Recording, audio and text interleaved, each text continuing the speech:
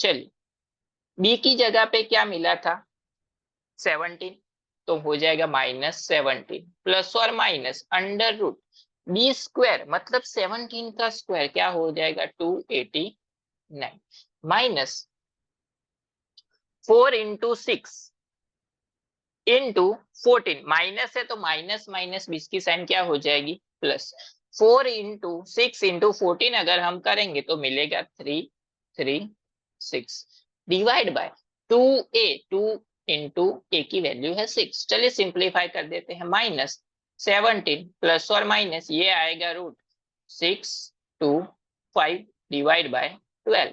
चलिए थोड़ा सा और सिंप्लीफाई -17 प्लस और माइनस ये किसका रूट है 25 का स्क्वायर है तो रूट स्क्वायर निकल जाएगा अपॉन 12। चलिए यहाँ पे दो वैल्यू पॉसिबल है, एक है प्लस के लिए एक है माइनस के लिए, तो -17 -25 डिवाइड बाय 12 तो ये हो जाएगा -42 डिवाइड बाय 12 यानी कि ये हो जाएगा यहाँ पे 7/2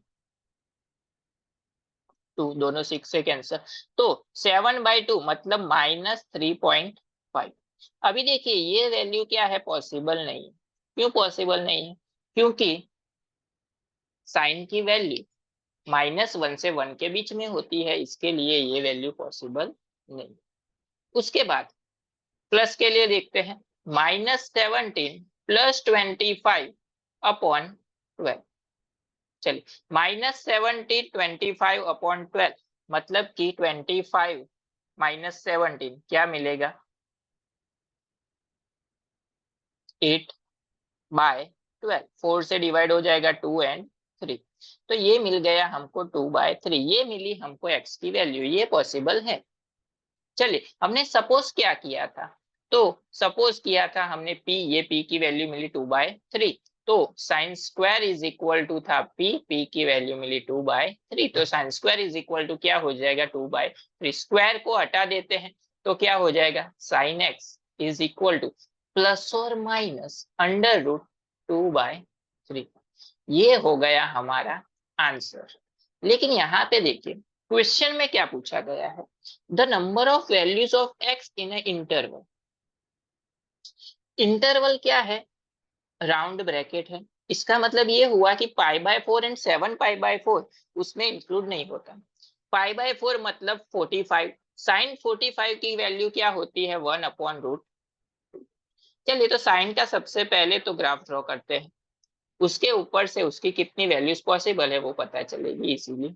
चलिए साइन के लिए सर्कल भी ड्रॉ कर सकते हैं, तो यहाँ पे हमारा सर्कल यूज होगा क्योंकि पावर क्या है साइन की स्क्वायर में। चलिए ये पॉइंट है 0।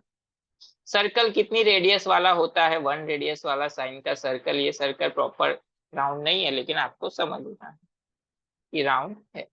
यहाँ पे 1 यहाँ पे -1 उसी तरह से सॉरी यहाँ पे वैल्यूज आएंगी, यहाँ पे 1 एंड यहाँ पे क्या आएगा -1। अब देखिए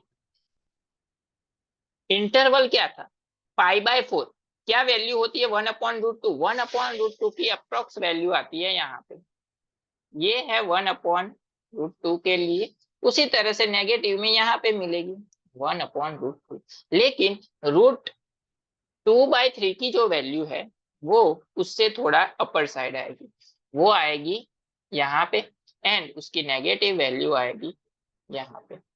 उसी तरह से ये देखिए ये दोनों पॉइंट किस लिए हो गए पॉजिटिव वैल्यू के लिए, जब +√2/3 है एक्स एक्सिस पे तब।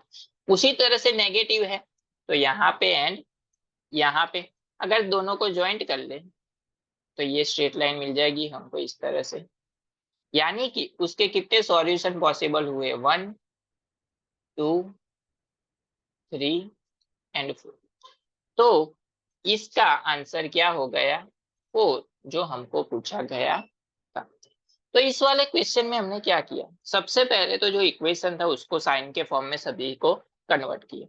उसके बाद sine square is equal to suppose कर लिया p, आप लोग डायरेक्ट भी इसको सिंप्लीफाई कर सकते हो लेकिन वो क्या होगा थोड़ा लेंथी होगा एंड लिखना क्या है ज्यादा पड़ेगा, तो इसलिए सपोज कर लिया p पी की जगह पे सभी सिंप्लीफिकेशन, फिर एक क्वाड्रेटिक इक्वेशन मिला, उस क्वाड्रेटिक को डेल्टा की फॉर्मूला से हमने सॉल्व किया, तो यहाँ पे दो वैल्यू मिली -3.5 एंड 2/3। तो माइनस की वैल्यू 1 से लेके 1 के बीच में होती है, -1 से लेके 1 के बीच में, इसलिए 3.5 पॉसिबल नहीं है साइड में।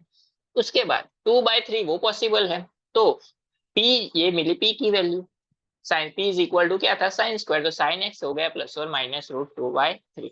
अभी ग्राफ में इसके अकॉर्डिंग हमने समझा कि +2/3 दो पॉइंट पे ग्राफ में मिलेगी, यहाँ पे एंड यहाँ पे, क्योंकि वैल्यूज कहाँ पे होती है, यहाँ पे हमारी, उसी तरह से नेगेटिव में यहाँ पे मिलेगी। तो इस तरह से हमने फाइंड आउट किया कि उसकी कितनी वैल्यू पॉसिबल है, 4 वैल्यूज पॉसिबल